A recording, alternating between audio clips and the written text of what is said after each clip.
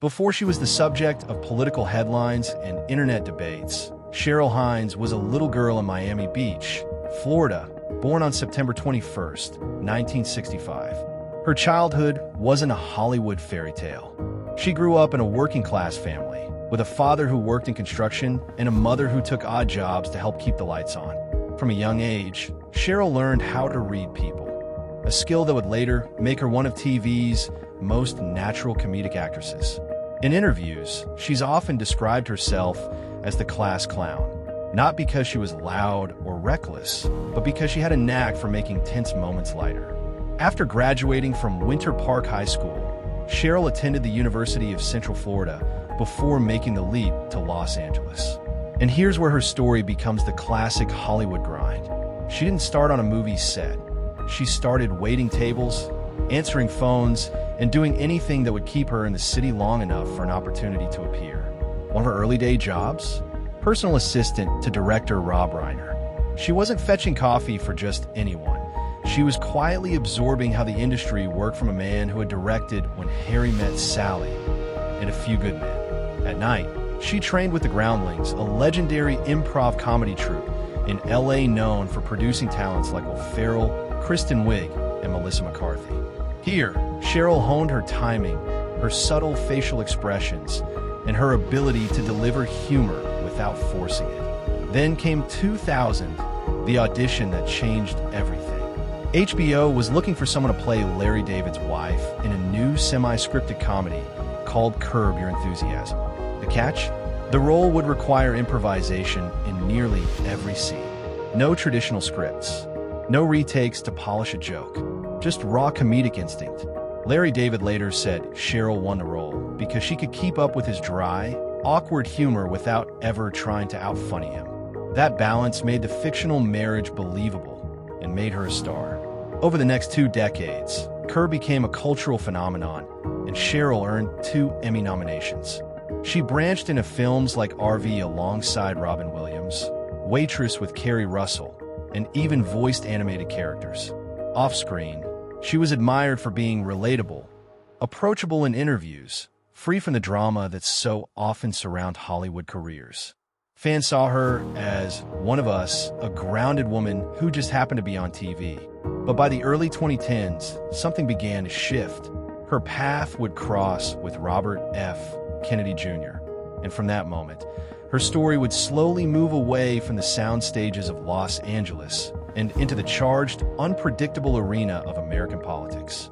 In 2011, Cheryl Hines was at the height of her Hollywood success, an Emmy-nominated actress with a respected career, steady work, and a public image free from scandal. But it was at a mutual friend's event that she was introduced to Robert F.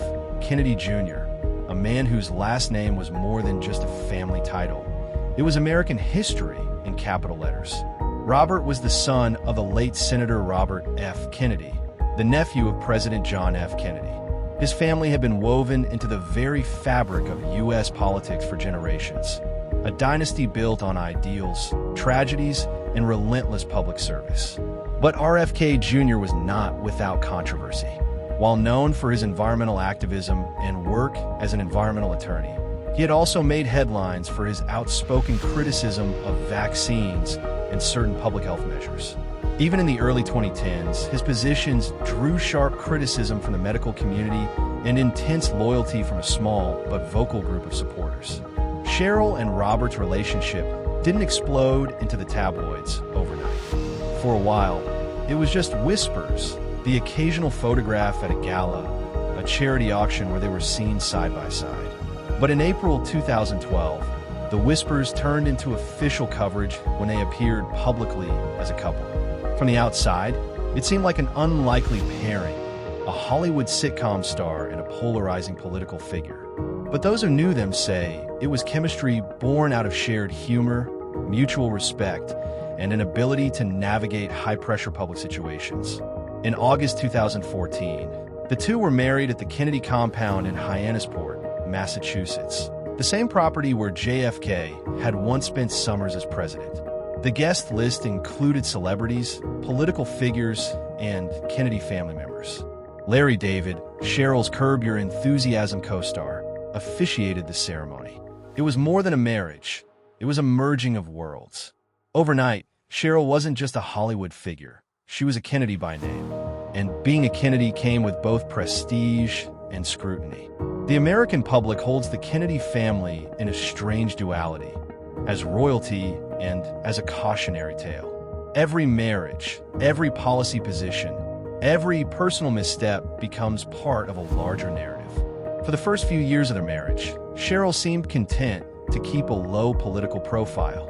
She attended charity events, occasionally accompanied Robert to speaking engagements, but rarely spoke on controversial issues herself. But that balance wouldn't last. As RFK Jr.'s political involvement deepened, especially his controversial health views, Cheryl's role began to change. Her presence at events shifted from supportive spouse in the background to featured speaker, sharing the stage with him. And when she stepped into that space, the public began to see her not just as Cheryl from Curb, but as someone with her own voice in political discourse. Some applauded her courage to speak on issues she believed in. Others saw it as a dangerous legitimization of anti-scientific positions. The seeds were planted for what would become her most politically visible and personally tested years. It began quietly, as these things often do. Late 2024, rumors trickled into political gossip columns and online forums. A well-connected journalist, private messages, the suggestion of something more. Then came the leak. Screenshots, allegedly between Robert F. Kennedy Jr. and political journalist Olivia Nuzzi, spread like wildfire on social media. The messages were flirtatious, explicit, and impossible to ignore. The story had all the ingredients for a media feeding frenzy. A high-profile political figure tied to the Kennedy name. A journalist with a reputation for sharp political coverage. And a scandal that blurred the line between personal indiscretion and public consequence. Cable news networks brought on panels of pundits to speculate on the damage. Was this a career-ending mistake for RFK Jr.? Would it fracture his public credibility? And more importantly, how would Cheryl Hines respond? But for weeks, then months, Cheryl said nothing. That silence became its own story. Paparazzi followed her to coffee shops. Headlines asked if she was standing by her man or planning to leave. Social media threads debated whether her absence from certain events was a sign of trouble. In politics and in celebrity, silence can be strategy. By refusing to answer, Cheryl allowed the narrative to remain open-ended, feeding speculation without committing to a position. But behind closed doors, according to friends interviewed anonymously, the couple was talking a lot about the scandal, about trust, about the future. Nearly a year after the story first broke, Cheryl finally broke her public silence. In an August 2025 interview with the Wall Street Journal, she said plainly, "Bobby and I talk about everything. We're really good friends, and we trust each other." To some, it was the ultimate statement of loyalty. To others, it was political theater, a way to protect both their personal relationship and the public image of a man still active in the political arena. And here's where the stakes deepened. RFK Jr. was not just a political figure anymore. By mid-2025, he was serving as Secretary of Health and Human Services under President Trump, leading the Make America Healthy Again initiative, which meant Cheryl Hines was no longer just a celebrity spouse in a scandal. She was a visible face in a movement making national headlines. The storm over their marriage was about to merge with the storm over their politics, and the two would become impossible to separate. When Robert F. Kennedy Jr. unveiled Make America Healthy Again, or MAHA, it was pitched as a sweeping initiative to restore health freedom in America. Its platform combined elements of environmental protection, food safety reform, and most controversially, a deep skepticism of vaccines and certain pharmaceutical regulations. For RFK Jr., this was the culmination of decades of activism. For his critics, it was a dangerous expansion of anti-science rhetoric, now amplified from one of the most powerful health positions in the U.S. government. And Cheryl Hines? She was no longer just sitting in the front row. She was on the stage. She spoke at rallies. She gave interviews defending MAHA's mission. She posted videos aligning herself with the cause. sometimes blending her signature charm with fiery talking points. To supporters, Cheryl became a bridge, bringing Hollywood relatability to a movement often accused of being fringe. To detractors, she was using her celebrity to normalize pseudoscience. One viral clip from early 2025 showed Cheryl laughing warmly as she introduced RFK Jr. at MAHA event. It was the kind of lightheartedness that played well on late-night TV, but infuriated public health advocates, who argued she was smiling through dangerous policy. The backlash wasn't limited to strangers online. It came from the Kennedy family itself. Jack Schlossberg, grandson of President John F. Kennedy and son of Caroline Kennedy, took to social media in August 2025 with a scathing post. He didn't just criticize RFK Jr. as policies. He mocked Cheryl personally, calling her political positions embarrassing and out of touch. Visuals, screenshot recreation of Jack's post, highlighted phrases in bold. He referenced the resurgence of measles outbreaks, pointedly asking how anyone could undermine vaccination efforts after seeing preventable diseases return. His message was clear.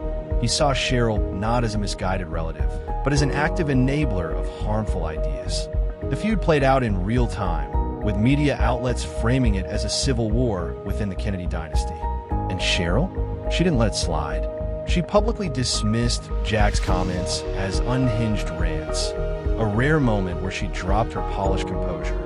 Visuals, Cheryl walking past paparazzi cameras, shaking her head, audio of reporters shouting questions. This was no longer just about health policy. It was personal. For decades, the Kennedy brand had been about unity, resilience, and polished public image. Now, those family ideals were fracturing under the weight of political divides. And as the criticism intensified, Cheryl made her next move, one that would ensure she controlled the next chapter of her own story. In August 2025, just as the headlines around MAHA, the family feud, and the lingering sexting scandal began to crest, Cheryl Hines announced a memoir. The title was Unscripted. To casual fans, it seemed like a natural career move. After all, Cheryl had decades in entertainment, a breakout role on Curb Your Enthusiasm, and plenty of behind-the-scenes Hollywood stories. But to those paying closer attention, the timing was strategic. Visuals, overlay of tabloid headlines fading into the book cover. By releasing a memoir now, Cheryl wasn't just telling her life story. She was reclaiming the narrative. This was her chance to frame her marriage, her political involvement, and her public controversies on her own terms. Publishers teased Unscripted as an intimate, fearless account of life on and off the screen, and the lessons learned navigating love, loyalty, and public judgment. That phrasing was no accident. Every word hinted at what readers could expect. Her version of the sexting scandal fallout, her defense of standing beside RFK Jr., and maybe subtle jabs at her critics, even those with the last name Kennedy. The press tour alone guaranteed attention. Morning talk shows, late-night appearances, sit-down interviews where she could laugh off minor criticisms and lean in when the subject turned serious. Critics were quick to point out that Unscripted was being published just weeks before an expected wave of MAHA legislation announcements, meaning Cheryl's public image was, once again, tied to the political climate.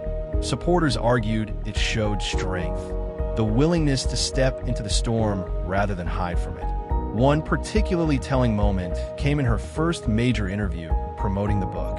When asked if she'd ever considered distancing herself from RFK Jr.'s politics, Cheryl smiled and said, "When you love someone, you don't pick and choose the easy parts." That single line sparked thousands of social media debates. Was it proof of unwavering loyalty, or a signal that Cheryl saw political opportunity in personal alignment? Even the Kennedy family stayed unusually quiet. No public responses from Jack Schlossberg. No official statement from Caroline Kennedy. It was as if Unscripted had reset the tone, at least temporarily. And so, Cheryl's transformation was complete. From sitcom star to political spouse, from public scandal to movement spokesperson, and now to memoirs shaping her own mythology. The question that lingers, and the one Unscripted will never fully answer, is whether Cheryl Hines is simply a loyal partner swept up in the tides of love and legacy? Or a calculated political player who knows exactly how to ride a wave, no matter how turbulent? So now, we turn it over to you. Is Cheryl Hines the picture of loyalty, a savvy political opportunist, or both? Let us know in the comments.